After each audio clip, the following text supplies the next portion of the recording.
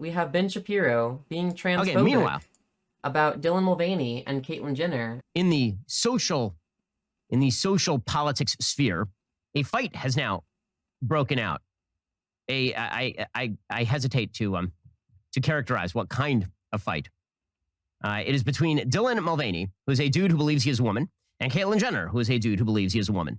Just say trans woman. It's like way easier to say trans woman. Ben Shapiro has literally conceded before that there is a greater social utility in calling trans women women, and Ben Shapiro had to like correct himself on podcast to misgender trans people. Like he literally calls trans women like she, her, and then has to correct himself to call them a dude or whatever. Like he struggles to misgender trans women. It's so freaking funny. And apparently, what led off this particular type of fight, and again, I will avoid characterizing the fight. Characterize the fight. I'm interested. Tell me what you really feel, Ben. Come on, do it. Any sort of noun attached to the fight is that Caitlyn Jenner pointed out that Dylan Mulvaney had cut a video in which Dylan Mulvaney talks about how he is wearing short pleather shorts to the store, and his bulge is visible to everyone. For those that don't know the drama, Caitlyn Jenner just like started posting transphobic stuff about Dylan Mulvaney. In particular, the video where she was talking about how, like, she didn't tuck when she went out, and, like, people were looking at, like, her crotch bulge. Which, by the way, nobody would have an issue if a dude goes out with a crotch bulge. Like, men's pants, they have crotch bulge, like, literally. The pants that Ben Shapiro's wearing right now, they got a crotch bulge, because dudes' pants just have a crotch bulge. Nobody sees it as sexual when a dude has a crotch bulge. But when a girl has a crotch bulge, people sexualize it. It's an interesting double standard. He talks about not wanting to tuck, which is a painful and ridiculous procedure whereby men pretend to be women by apparently using some sort of adhesive to glue their genitals underneath them or something. And that's how we're describing tucking? Tucking is when pretend to be women? No, so tucking is just about like hiding a penis like in your underwear. You just like pull it back, and you can just let it rest like that. There are some people that use like tape. You're not like gluing your you're not gluing your dick down. The most aggressive tucks use like a form of body safe tape. But I've never even used like tucking tape before. And like a lot of people that tuck like don't even use tape. You just simply like pull it back and let it sit there comfortably, and it doesn't really show. It's that simple. Once again, Ben's just trying to overcomplicate things to try to make people seem like grossed out or whatever. I don't blame Dylan Mulvaney for not wanting to do that. It sounds wildly uncomfortable and terrible. But instead, he says, I want to normalize people seeing a person cosplaying as a woman with their dick bulge hanging out. Yeah, it's totally normalized for dudes to have a dick bulge. Why can't we normalize it for a girl to have a dick bulge? What's wrong with that? Like, I think that if you're going to say that having a dick bulge is inherently sexual or inappropriate, you have to apply that standard equally to dudes. But Ben's never going to do that. I want to see the argument. And Caitlyn Jenner was like, well, that's silly. And this, of course, meant that that Dylan Mulvaney was very, very horrified by all of this. Dylan Mulvaney was very mad about all of this because, you know, when this is a real... Ben's not going to make the argument. He's just gonna say it's silly because the argument that he's trying to make is very silly. What's wrong with like somebody having a crotch bulge? Dudes have crotch bulges all the time. What's wrong when a girl has one? Like, the only thing that you can say is wrong about it is that she's a trans girl, or perhaps she's intersex, or whatever. Like, that's the only argument you can make, that being trans and or intersex, you know, inherently makes your body inappropriate to be viewing in public. Yeah, that literally, like, you have to view trans and or intersex people as lesser or inherently sexual in order to make this argument. But that's what conservatives do, because their only exposure to trans people is trans porn. Let's be honest. Bleep fight between two dudes. Here we go. Hi, Caitlin. I'm Dylan, and we are two of the most privileged trans women in America at the moment. And with that comes a lot of responsibility. No, Ben. A trans man transitioned from being a woman into being a man. Do you not know how language works, Ben? And although we have very different views on most things, a few days ago, I probably would have still... Also, Ben tried to characterize Dylan as angry. Dylan does not come out as angry at all. Like, literally, Dylan is literally the sweetest. She does not have an ounce of anger in her. Like, she's calling out behavior that is disgusting and wrong. Dylan does not seem angry at all. still been willing to sit down with you and try to connect with you in some way, because I automatically have a lot of respect for you as a fellow trans woman. But then you decided to ridicule me very publicly. And honestly, this tweet didn't faze me all that much.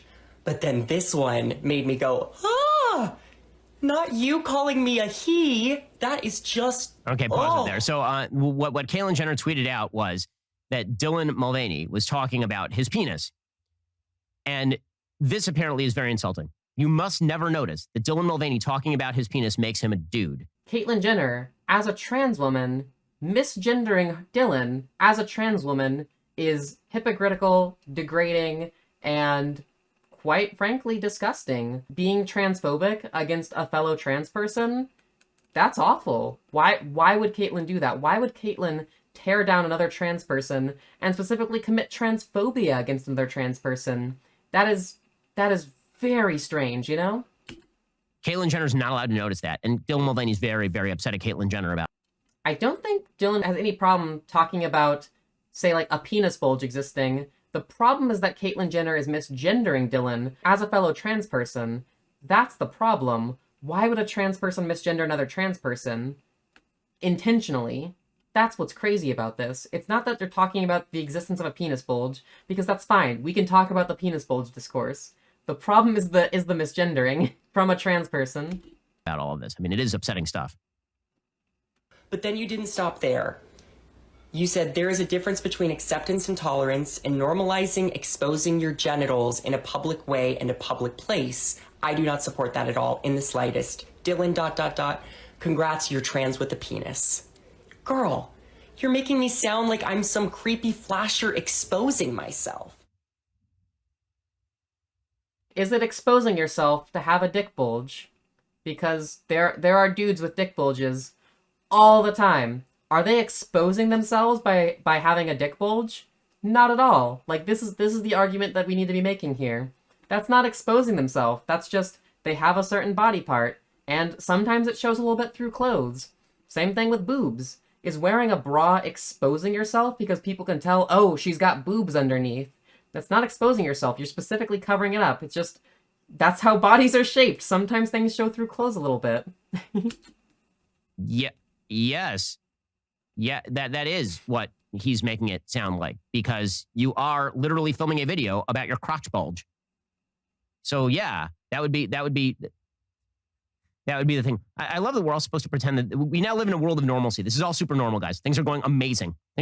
It's completely normal for dudes to have a crotch bulge. So then what's the problem if a woman has a crotch bulge? What's the issue? Just amazing in our culture. Oh my goodness.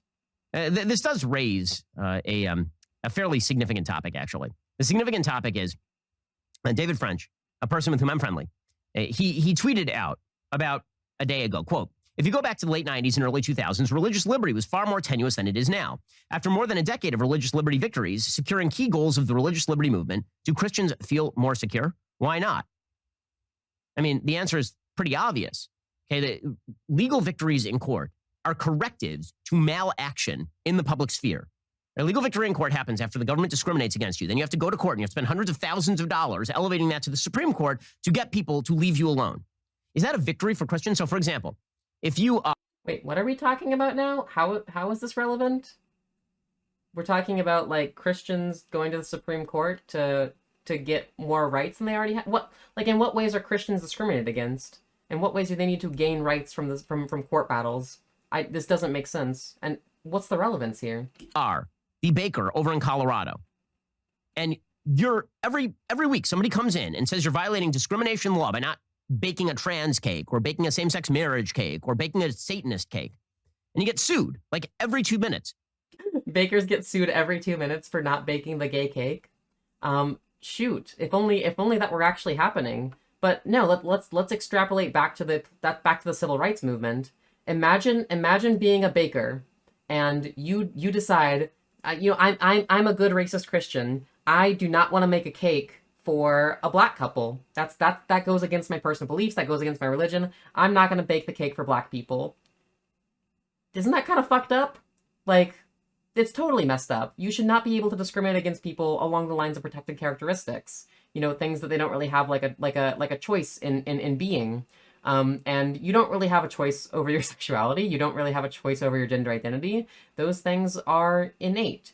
And so discriminate against people along those same lines, like race, is fucked. Yeah, I'm sorry, you just don't get to commit segregation like that. Segregation is not a win. We live in a tolerant society. Let's not segregate against people. I don't like that, and you shouldn't either. By the discrimination committee in Colorado. And you have to take that to the Supreme Court every time. Do you feel freer? Do you feel like your religious liberty has been protected more than it was 20 years ago when none of this was? That's also not how it works. It's not like every single time something happens, you have to do like a whole nother court case. Like there exists like legal precedent where it's like things are open and shut based off legal precedent. There exist things like, legal precedent being coded into law.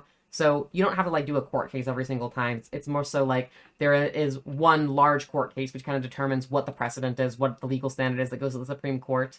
And just like it was determined during the civil rights movement that, yeah, segregation is bad for society. I think that segregating along the lines of business is still bad for society, be it along the lines of sexuality, gender identity. Let's not segregate against people. It does not lead to any better outcomes. Was a question. It turns out that there is no substitute for preservation of tradition at the local level. And when you shift the nature of the rules and then carve out exceptions, of course you don't feel secure. Do I feel more secure as an Orthodox Jew today in America than I did 15 years ago? I do not. I feel more secure in Florida than I did in California. But in California, I was deeply afraid that the state of California was going to remove tax-exempt status for my synagogue or for the school that I sent my kids to. And they were going to use anti-discrimination law in order to cram down on educational institutions like the ones my kids went to. Let's be honest, religious organizations should not have tax-exempt status. I mean, like, religious organizations, they're run like businesses. I think that as part of a separation of church and state, you should not get any kind of like state exception for being a religious institution. If we are going to truly separate church and state, they should pay their taxes too. That kind of just makes the most sense. I mean, these places do operate as businesses, collecting tithes and such. They should be treated as businesses. LGBT policy. Why would I fear that? Because they're doing that in New York. They literally attacked Yeshiva University and sued them. They tried to fine them for not having the LGBTQ club at Yeshiva University, an Orthodox Jewish university. By the way, why you caved in dramatically horrifying fashion, sort of half caved. What happened here? Did people like want to make like an LGBTQ club and the school said no? If the school's saying no, yeah, that's pretty fricked up. You should be able to have queer club, Pathetic. Why you ended up sort of with the worst of all available worlds. Why you said, well, you know what we'll do? We'll have an LGBTQ support club. And that support club, we won't say that the activity is totally okay with Jewish law because it isn't okay with Jewish law, but we'll have a support club where we're sympathetic. And all that happened is the LGBTQ club that wanted to form on campus like, oh, you're bigots. And everybody on the Orthodox Jewish side was like, what are you guys doing?